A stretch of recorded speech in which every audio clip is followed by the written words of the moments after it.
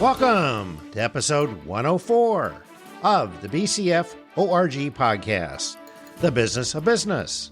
I'm Brian Fisher. In the previous episode, 103, our guest was Linda Paugh discussing selling your business. This podcast series is targeted to business owners and C-suite executives.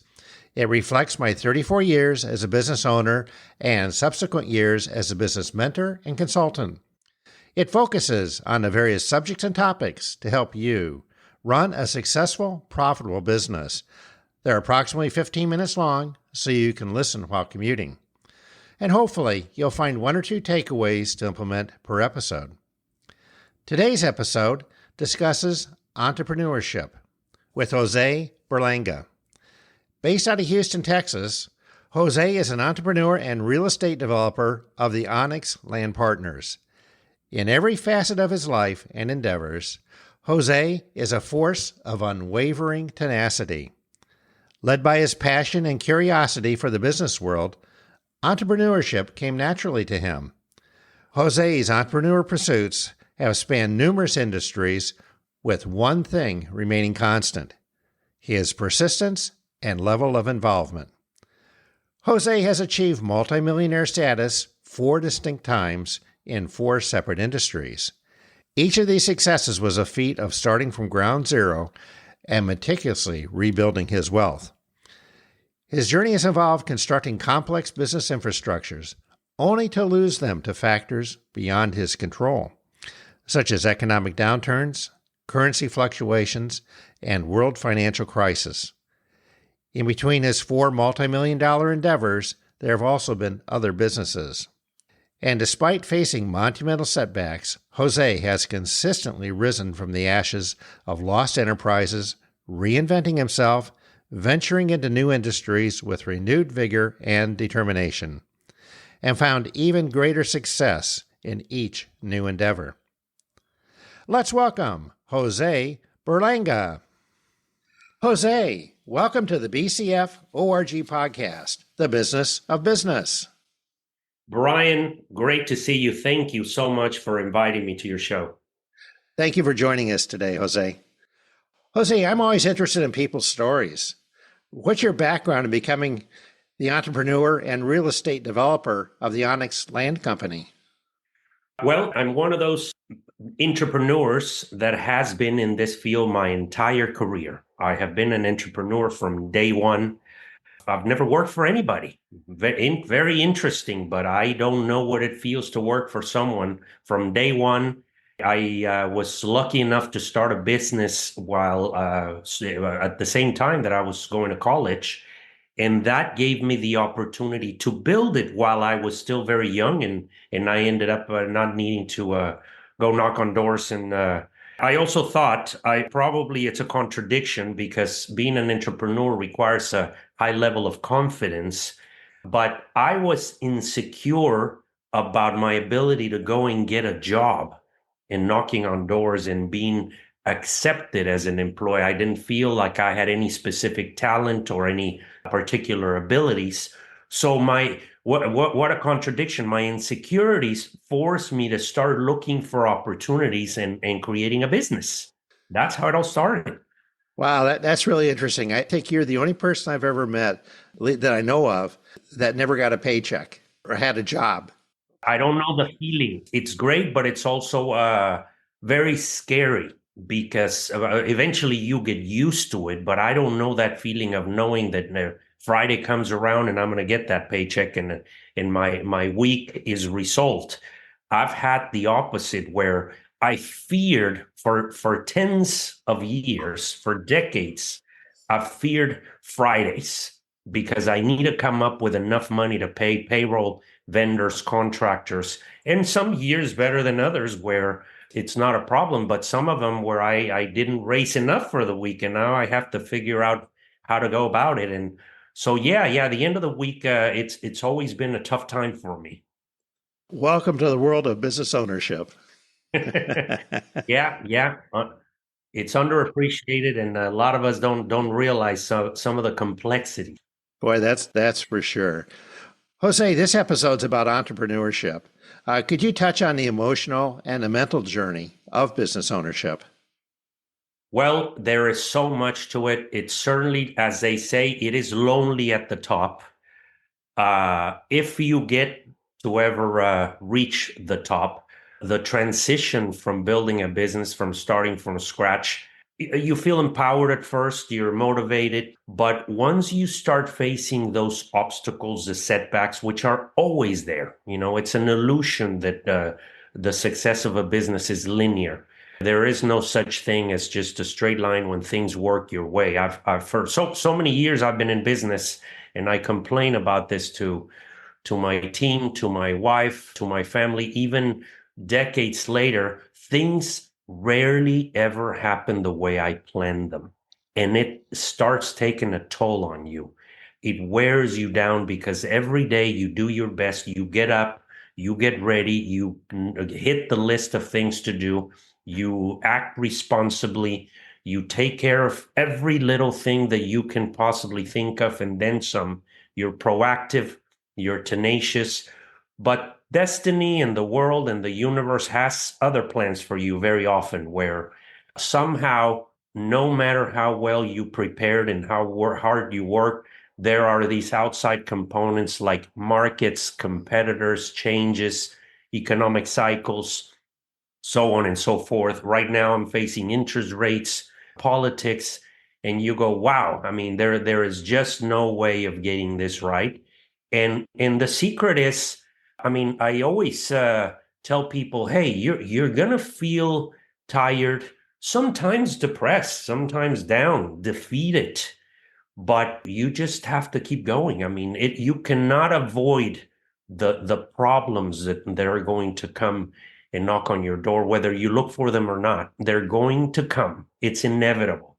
It's how you react. It's how you face them. It's how you process them and just keep going.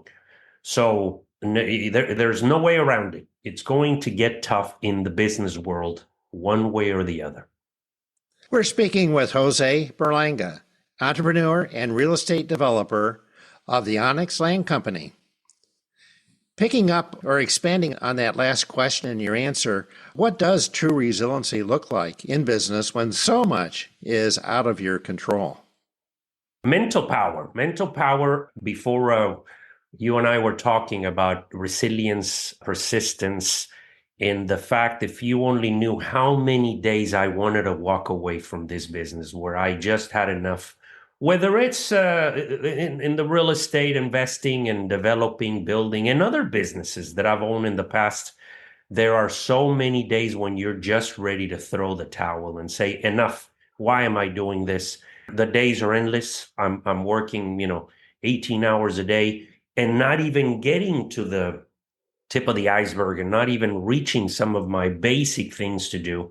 There's always more to do. There's always more challenges. So the answer is, you just have to know that this is what this game is about, and build that strength, build the patience, the tolerance to pain, and just continue to go. But yeah, there's no real answer other than just having that personality that just will not take no for an answer. And yes, there's days when you just don't feel like dealing with everything that's coming your way, but somehow you produce a level of adrenaline that it will take to face some of these tasks. It's not just doing things, it's resolving things. It's mind over matter, where there's a difference between just doing tasks and performing activities versus solving problems, making decisions, making accurate decisions, and moving forward. Those are two different things. I think a lot of us as entrepreneurs don't do well with the word no. Yes, you have to be very, very stubborn. It's sometimes unrealistic.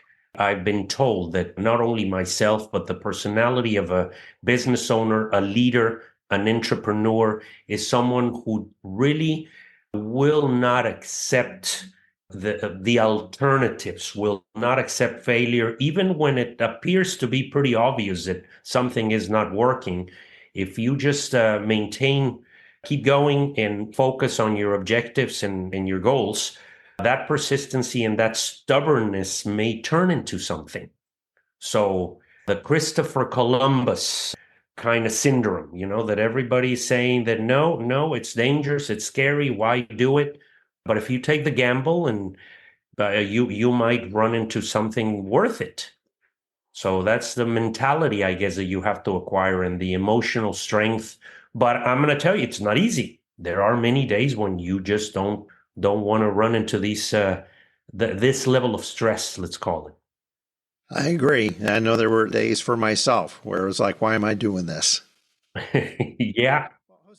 Jose, how can we overcome our self-imposed insecurities and setbacks, as well as the external factors? I'm sure we've probably already touched on this in the previous answers. Yeah, I mean it's difficult. I do it. Everybody has to come up with their own plan. Identify what it is that gives you strength, that gives you purpose. Some of us, it's our kids, our family, our unwillingness to just face failure. Because although, a lot of people talk about failure and how it's part of the journey, I don't call it failure. I call it setbacks. If as long as you don't quit, you haven't failed. So as long as you continue on the journey, it's not failure. It's just taking longer than what you anticipated.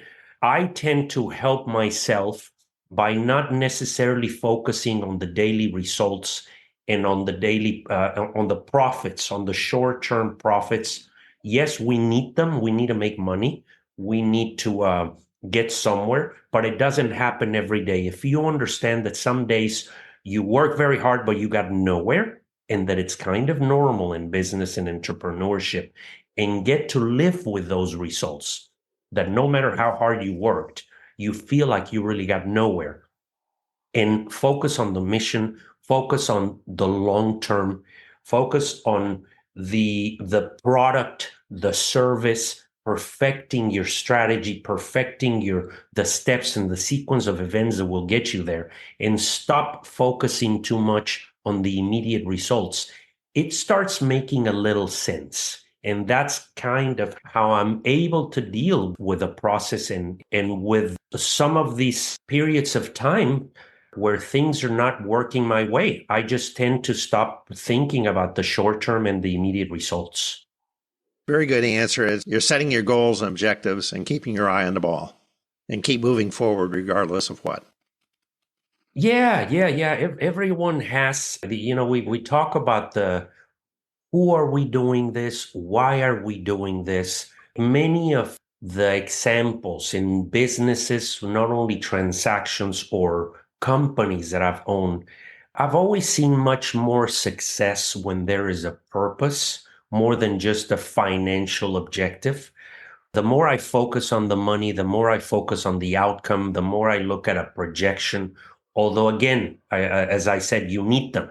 You need to have a plan. You need to have a projection. You need to have finances in place and organize them and know where you're headed and know what it takes to operate your company successful and manage it. But I've seen over the years that the more I focus on where I'm headed, as opposed to how much I'm going to make, the further I get, the faster I get, and the better I do than when I'm counting dollars every day and focusing on what's coming in and out of the account and what was the outcome of my actions. So, and one day you look back and you go, wow, this is starting to come together. But it never happens overnight. It rarely does it happen the way that you planned it.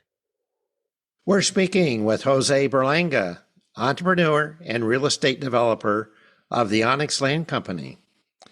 Jose, is there anything I've not asked that you'd like to add? Well, no. Continue. This journey is very interesting. I want to add that any of your listeners that have this itch, that have the desire to become their own bosses, to become leaders, to become business owners, it is risky, it is difficult. You need to take a gamble. It's an amazing thing when it works. I know it's a scary journey, but I always recommend that don't wait. start saving money, start putting some money aside for this objective, because if you do have that desire, you don't want to end your life and regret not having attempted it. So if you're one of those people that just has the desire to start, has an idea, has a concept or something of this nature, failing might be less painful than not having attempted it. By the time it's all said and done, it's better to look back in your life and have lived and have experienced some of these things.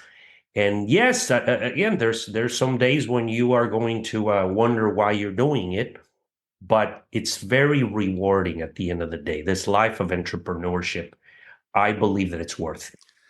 I couldn't agree more with that. There are days that are very scary and you wonder, why in the world did I ever do this? And then there's the days it's like, wow, this is like the best thing ever. Yeah. Those days when things are starting to come together and happening for you are amazing, and they supersede. They're more exciting than all of the bad ones put together. So you just have to understand that it's part of the process. And pick something that you enjoy, because that makes it less painful too. I mean, sometimes don't just pick a business because it sounds like a good financial opportunity. Pick something that you're passionate about, that you enjoy, that you think might be something fun to wake up in the morning and deal with. I think the highs are better when you experience the lows, as bad as the lows are, but the highs are really great. Absolutely. Absolutely. And yes, you can't have one without the other, unfortunately. And also, unfortunately, there are more lows in entrepreneurship and in building businesses. There are more low moments than high ones. There are probably more bad days, but the good ones are interesting and and enough to make things worth it. They make it all worth it. Jose, how can people get in contact with you? JoseBerlanga.com. That is my website. I have usual accounts, LinkedIn, social media, Instagram. I'm one of those old school, very little social media type of entrepreneurs. I'm beginning to participate a little more because that seems to be the new trend.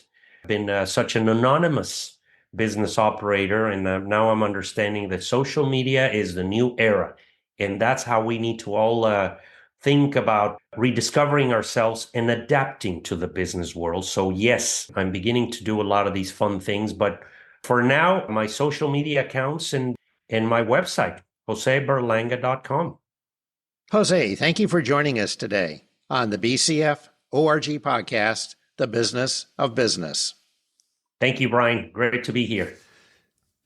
My sincere thanks to Jose Berlanga for joining us today. Managing the performance of your company is one of the most important things you do as a leader. This podcast is on YouTube and over 20 directories. In search, type BCF ORG. Be sure to leave a space between BCF and ORG. Don't forget to like, subscribe, follow the podcast. If you'd like to reach out to me for business mentoring or consulting, schedule a speaking engagement, ask questions, make comments, suggest ideas, or potentially be a guest like Jose, please go to bcforg.com. There's a red Contact Us button in the middle of the homepage. A LinkedIn symbol's on the upper right. Click on that if you'd like to see my profile. All the podcasts are available by clicking on the website podcast page in the reference bar. And these podcasts will be released the first and third Tuesday each month. In the next episode, 105, our guest will be Chris Peer discussing Don't Do Whack-A-Mole Marketing. In business, running a successful, profitable business is the ultimate scorecard. You are never done and can always be better. It tends to be more fun than work, frustrating at times, but can be very rewarding. And don't underestimate the value of a business plan and financial planning. From BCF ORG Corp., I'm Brian Fisher, wishing you the best. Thanks.